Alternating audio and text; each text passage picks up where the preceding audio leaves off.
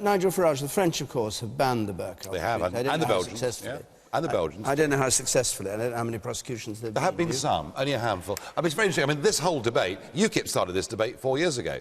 We talked about whether the burqa was appropriate or not, and we received abuse from all sides. And I see the argument is changing and moving on. Seems to me that the important thing here is we have to say, in this country, you know, wherever you come from, whatever your religion is, we have to have equality before the law. And that means that if we can't wear a crash helmet walking into the bank, then a burqa shouldn't be allowed in the bank.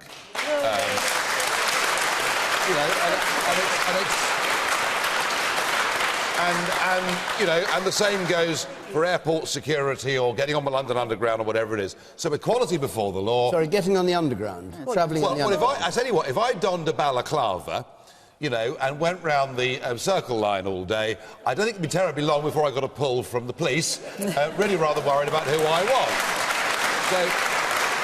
So let's have equality before the law.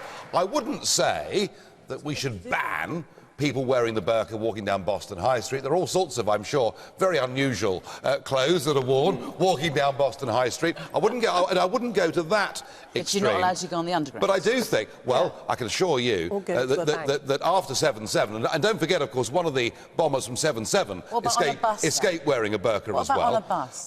Well, on a bus is a public place where I don't think you're stopped from getting on wearing a crash helmet. Can you clarify UKIP policy on this? Yeah. Because it does seem to be a bit confusing. We want equality before the law. We do not wish to see the burqa being worn in places where the rest of us would not be allowed to cover our heads or faces. It's as simple as that.